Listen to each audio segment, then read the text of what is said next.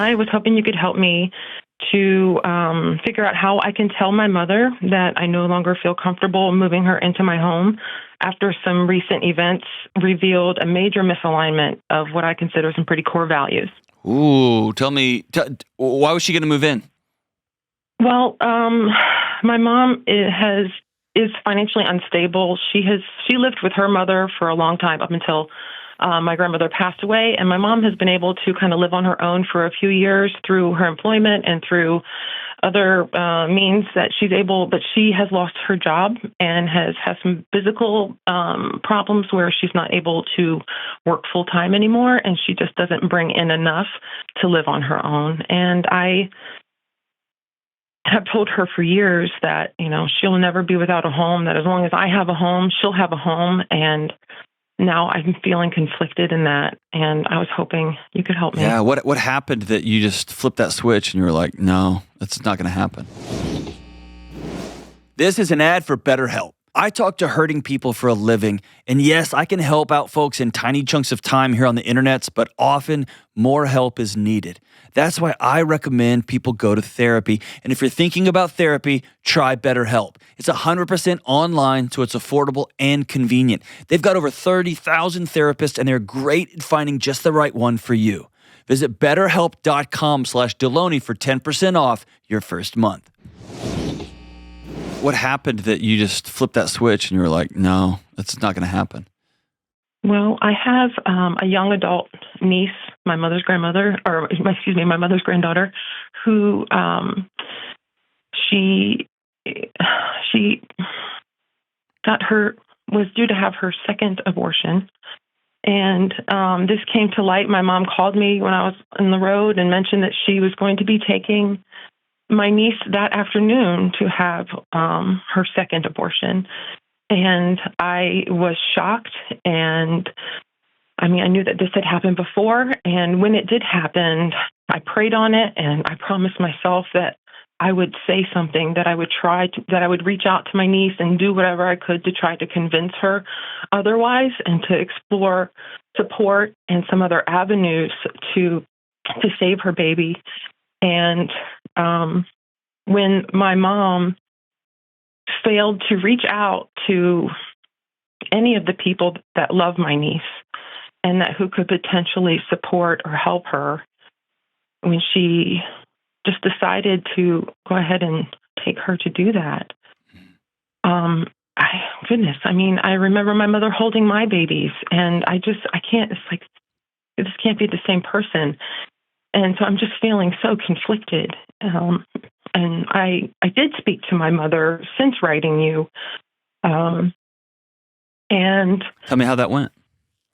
It didn't go great. I feel like my mom is willing to pretty much say anything just to kind of have peace back between us. I know that I'm a lifeline for her. And I love my mom. I love being with her. I want my children to have a relationship with her. But it makes it feel almost unsafe. Like if she had taken my daughter without exploring every avenue to help her, to help save her great-grandchild,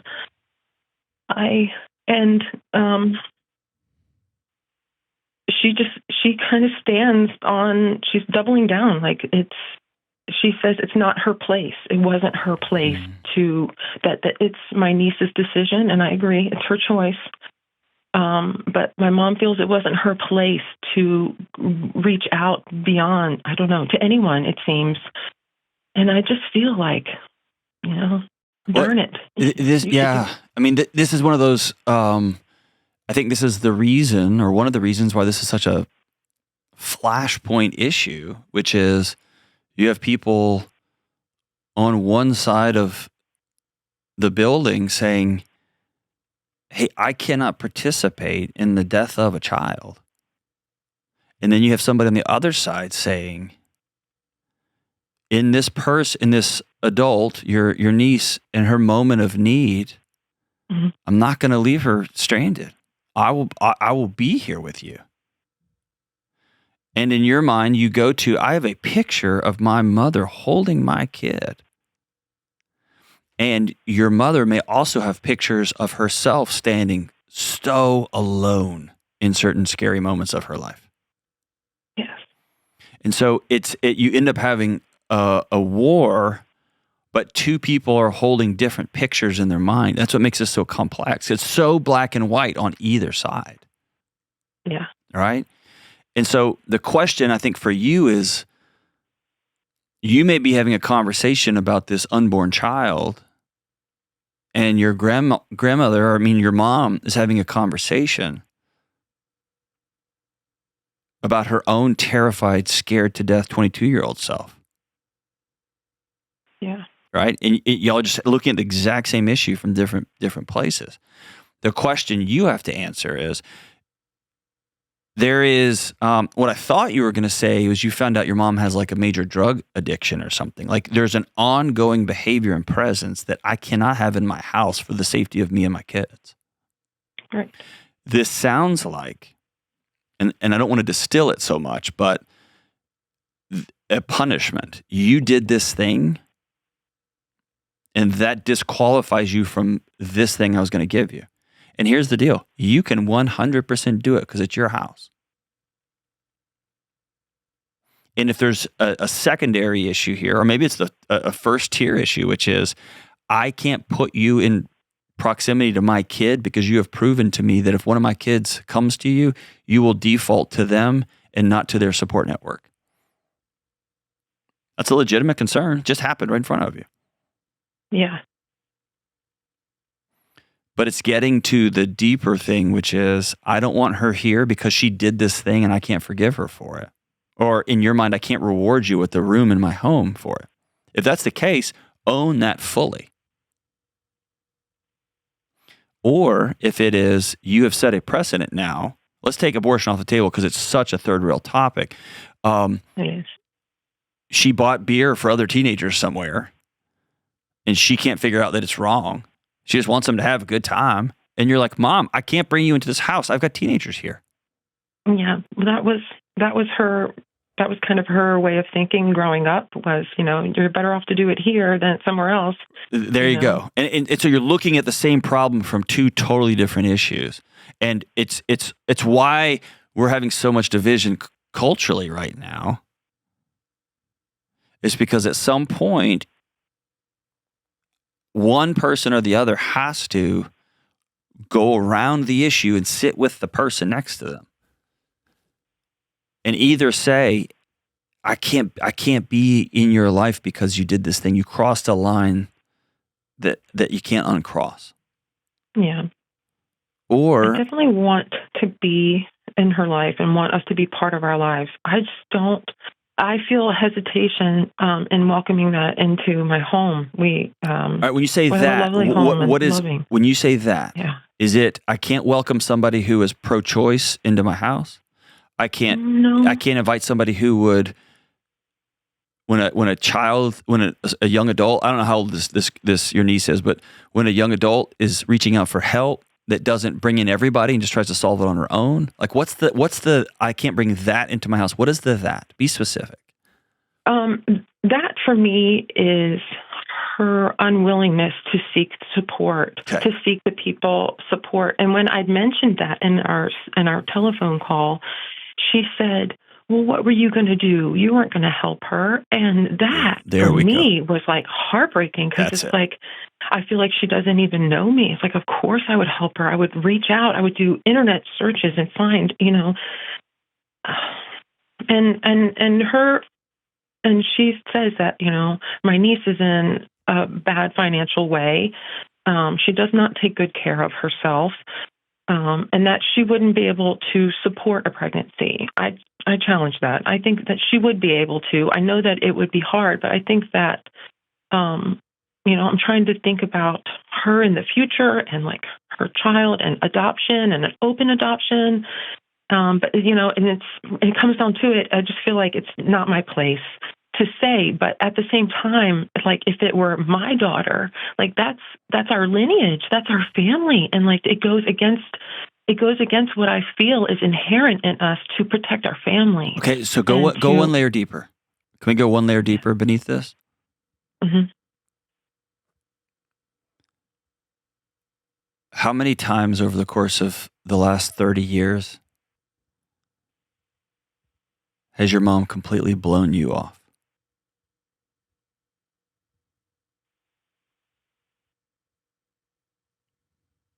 Can you tell me what you mean by completely blown me off? Like just disregarded my feelings, or?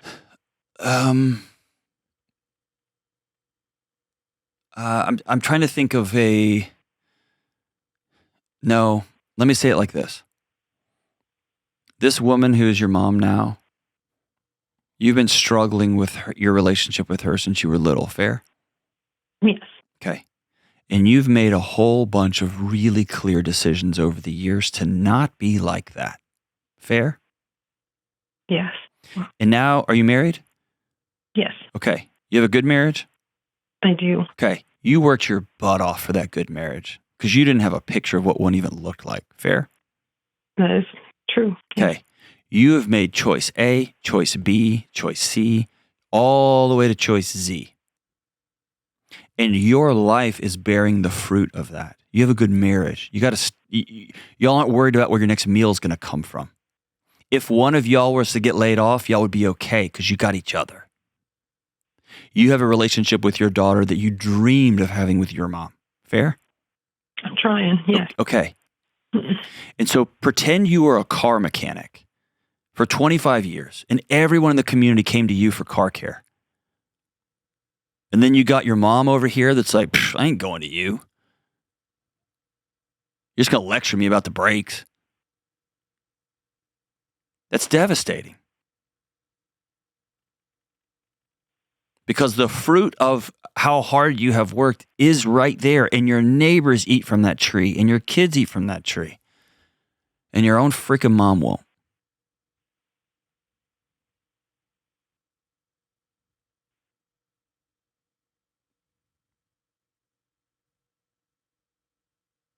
And now we have this huge, huge issue that goes against your core, who you are.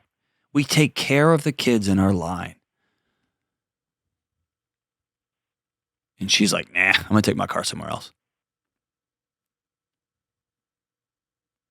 But she wants to park in my garage. That's exactly right. Know? And you've told her for the last 20 years, you always have a garage to park in. Yes, yes. You know, I've had that picture in my mind of my mom. You know, I've made room for that picture in my mind of my mom in my home and like us helping each other. I know, but in that picture was 2D. It wasn't 3D. Yeah, right. And when you painted the picture, you left out the part. I feel like to make it work, I will have to ignore this part of myself. There you go. And my husband is very supportive. He's, you know, this is what we do for family. You know, we promised early on that we would take care of our parents, that we would not put them away, that we would not, you know, that we would do everything we could to make sure our parents were safe and comfortable and well cared for. Okay. Point blank. Yep. And I feel like I'm going against that. And so I have to compartmentalize this, I don't know.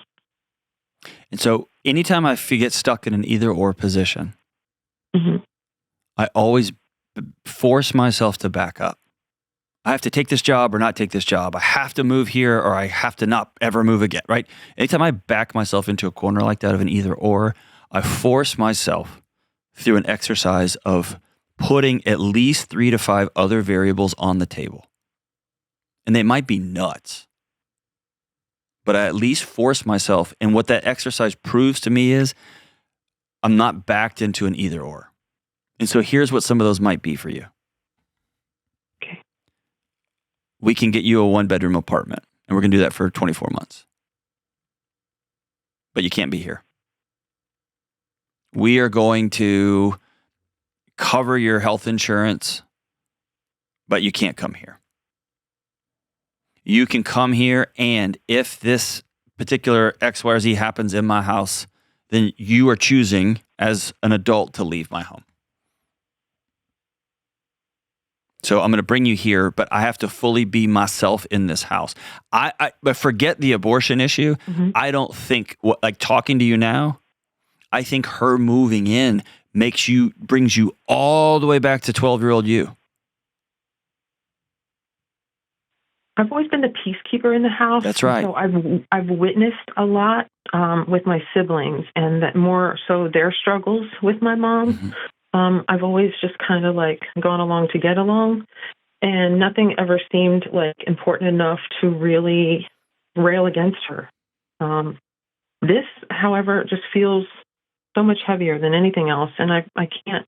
I promised myself I wouldn't be silent. Okay. And you have to ask yourself, what does being silent here mean? Does it, because you're at a crossroads with core values. I have a core value that is I will always take care of my mom no matter what. Yeah. And I have another core value, which is if a child is in distress, we bring in everybody to help. Right. I have another core value, which is I am adamantly pro-life, especially when it comes to my family. And so these are all crashing together. Yes. And so I guess I want you to hear me say that for a peacekeeper, you're not going to have quote unquote peace, especially initially, in any decision you make moving forward. Right. Yeah. So make peace with the fact that there's not going to be peace moving forward here. Right. Right. And so you have to choose your heart here.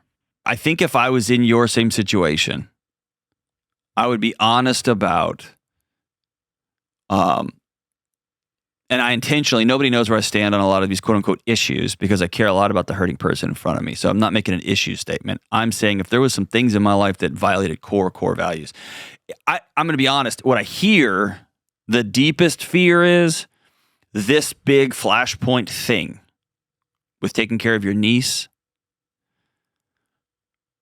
reignited in you.